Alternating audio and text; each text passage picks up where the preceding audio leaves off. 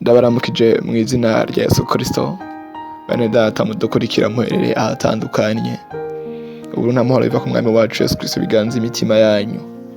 Kaze mu kiganiro mwihane kuko ubwami bw'Imana buri hafi. Muri kumwe nanje NIZIGIYIMANA Olivier. Gicano kuri P.T.G.A MINISTRIES. Turi ku munsi wa kane w'ikiganiro. Dufise teme ivuga ngo ntihararengerana nawe wokizwa. Umunsi wa kane twe kurabira hamwe amajambo y'Imana mu gitabo ca KUVAYO, mu gitabo ca kabiri ca Mose ca KUVAYO. Ibice bibiri turasoma ku murongo wa 11 dushitse ku murongo wa 12 dusoma na 20 gusa. Tujya gusoma Mose yishe umunyegiputa ahongira imidiyani. Maze Mose amaze gukura umusurizina agendera bene wabo yitegereza ubugene batwazwa ituntu, abona umunyegiputa akubita umuheburayo w'iwabo. Yiraguze hirya no hino, maze abonye ko atawe umubona, yica umunyegiputa umuvyimba awuhisha mu musenyi. Amen. N'amajambo y'Imana tugiye kuganira ko nuno muntu yitwa Mose. Mvuze Mose, inkuru za Mose abantu benshi barazizi, ndetse n'abantu bataranakizwa barazizi kuko zivugwa mu buryo butandukanye, ziboturere mu buryo butandukanye. Inkuru mvuze Mose abantu bumva direct ko ari umuntu yajabukanye Abisirayeli abakuye mu maboko ya Farawo mu gihugu cya Egiputa akabajana ubugaragwa Imana imutumye ngo ashikane i Kanani. Rero inkuru ya Mose benshi barayizi, abatandukanye barayizi, ariko hari ikintu nashaka tuganira kuri no Mose kuko amajambo y'Imana mutweretse nono muntu tubonye akora kino caha cyo kwica, akica n'umuntu w'umunyegiputa kugira ngo arokore umuntu wabo umunyesirayeli. Ariko kandi rero icyo nashaka kuvuga kuri amajambo mwibuke intumbero tugize tuganiraho, nino ntumbero ngo ntihararengerana nawe wokizwa, bisigura ngo n'umuntu yumva nkaho umenga w'ivyo yakoze, ivyaha yakoze, ibintu yagendeyemo vy'ivyaha canke ibintu ariko aragenderamwo vy'ivyaha, yumva umenga wewe yararengeranye, yumva umenga wewe ararengeje urugero ku vyaha yakoze. Imana niyo ishobora kumuharira.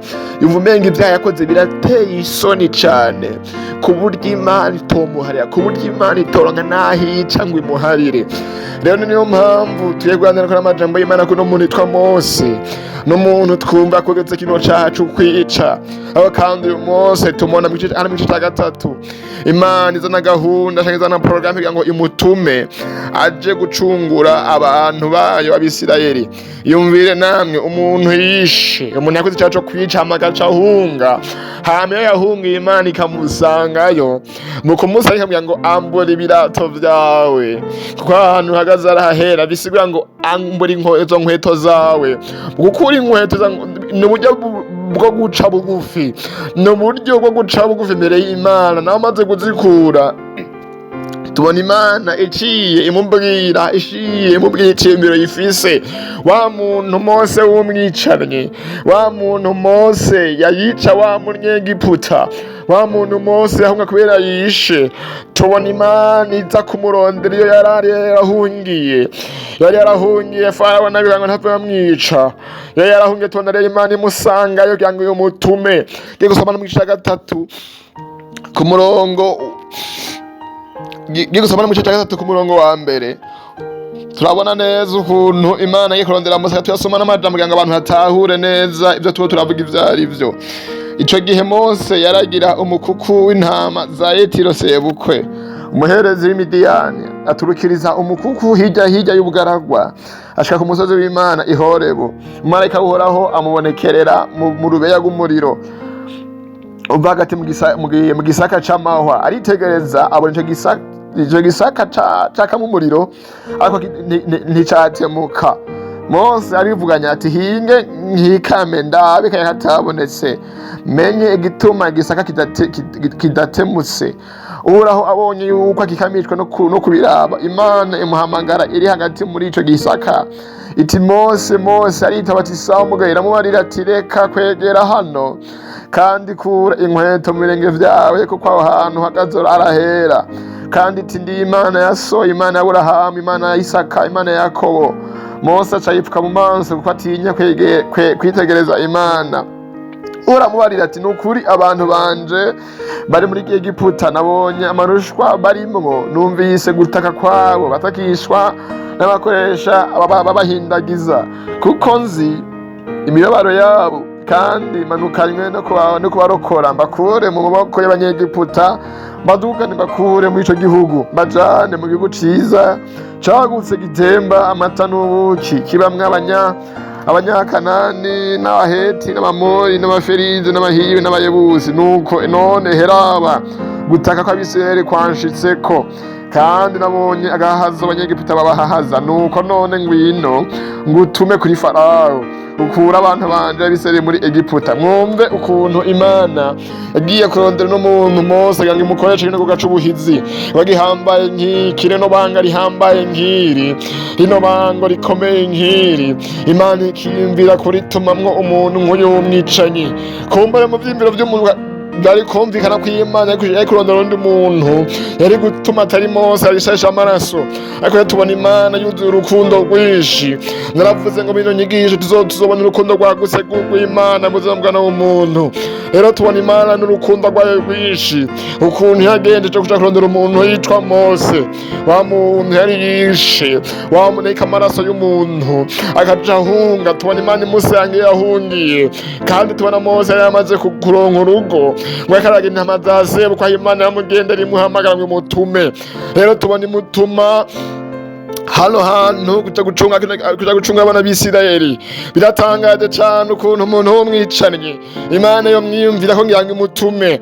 Ariko rero Imana yacu ni Imana y'urukundo. Hari amajambo y'Imana ari muri Yohana, mu busabizi bwose na Yohana ibice 3:17. Amajambo y'Imana ndayakunda cane, n'amajambo ari menshi umuntu yumva ko atoharirwa, n'amajambo ari menshi umuntu yumva ibintu byinshi mucira urubanza, n'amajambo atubwira urukundo rw'Imana ku buzima bw'umwana w'umuntu.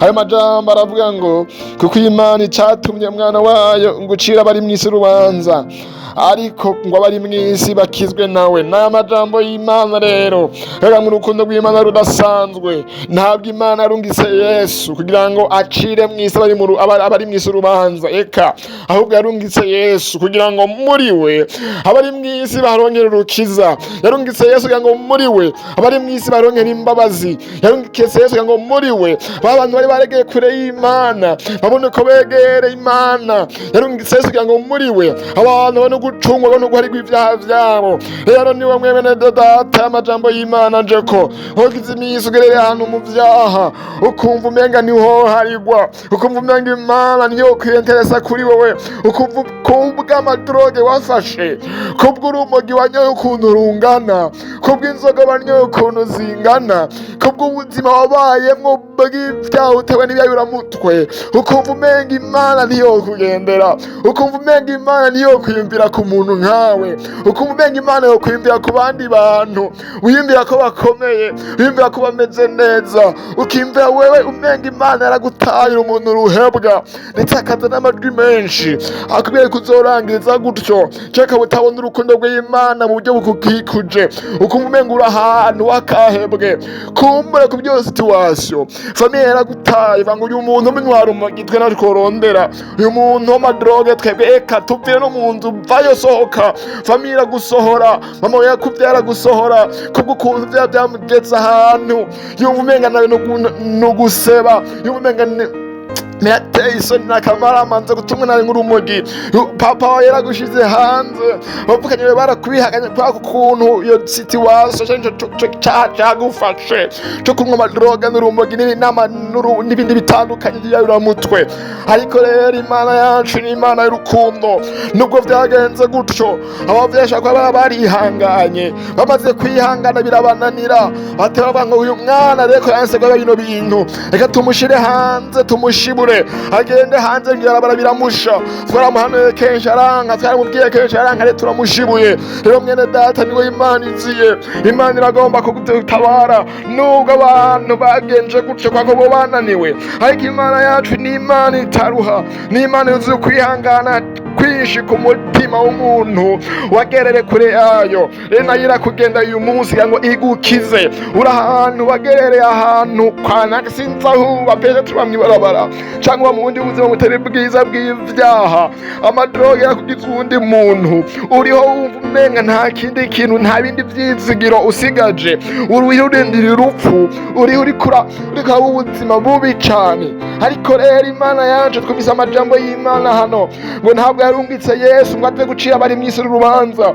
Kumbura abantu benshi baragucirira imanza, kumbura abantu benshi babona umenga ntaco uzovamwo, barihebuye we ntaco uzopfa uvuyemwo, uzoba umuntu mubi canke uzopfa rubi. Ariko rero ngo Yesu we ntabwo yaje gucira abari mw'isi urubanza, ahubwo yaje kugira ngo abari mw'isi bakizwe nawe. Rero mwene data, Imana ntabwo igucira urubanza, ahubwo Imana ikugomba ko igomba kukizwa, igomba kukizwa yakugenda iciye mu nyigisho iripfuza kukizwa. Ego waraguye mu gice cacu c'amadroge, ego wanyora urumogi mu buryo, ego warageze ahantu ufata amaboost bitandukanye vy'amadroge amazina atandukanye, ugerera kure y'Imana mu buryo butandukanye, ndetse n'abavyeyi barakwirukana cyangwa ugerera kure yabo ujana mw'ibarabara, wumva umenga nta vyizigiro isigaje. Ariko rero Imana yoyo irifuza guha agakiza. Umva mon frère, umva ma sœur, Imana irifuza guha agakiza. Peu importe ivyaha watewe n'iyo droge, peu importe ibitandukanye wakoze bw'iyo droge, ushaka ko warishe, ushaka ko warasambanye bitewe n'iyo droge, ntaco bitwaye. Imana yo irifuza guha agakiza. Imana yo irifuza kukuza kandi kubohore, igukure muri iyo migozi uraboshwe ngo udatahura. Ariko Imana irifuza kugira ngo ikugendere, ikubohore, iguha agakiza, iguhindura umuntu mushasha, iguhindura umuntu muzima, iguhindura ikoresho cayo. Ngo twumvise agendeye no Mose, yumvira umuntu yarishe, yumvira umuntu yarashesha amaraso, ushaka ko utarasesa amaraso, ushaka ko amadroge gusa yagufashe, amadroge gusa yanyoye, hagomba gusuri kuranwa, haje gusa biko birakwica, atakindi kintu caha, ata muntu wishe. Ariko yumvira umuntu yishe, yumvira umuntu yishe umuntu, yumvira umuntu yishe umuntu, Imana ikajya kumurondera ngo imutume mukoreshe, imuharira mico imutume mukoreshe. Wewe nawe umva yo gukorera gute? Nowe nawe nigico gutera kwiyumvira umenga ntuhoharigwa, nigico gutera kubaza umenga ntuhoharigwa. Nimba Imana ikurondera umuntu umwicanye, ikarondera kugira ngo mubabarire hanyuma imutume, we nawe vyogenda gute? We nawe yumva umenga iyo Mana niyo kurondera. Imana yaje kuri wewe, Imana yakugendeye.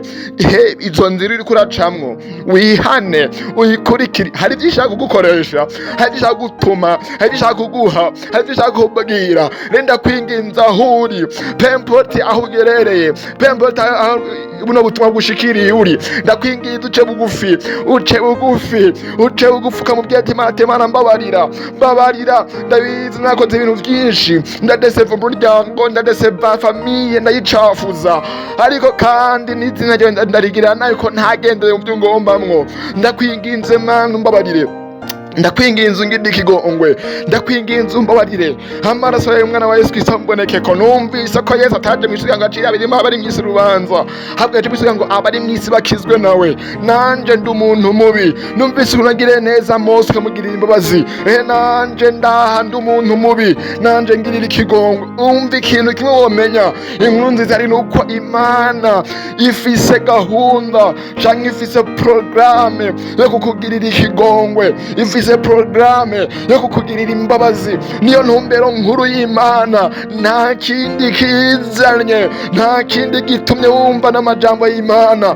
Nugira ngo Imana ikubabarire, igukure muri ico caha, igukure muri amadroge, igukure muri urwo rumogi, igukure muri za biyaramutwe, igukure muri amabuse, kumbure n'umwe bitandukanye by'ibyo butandukanye.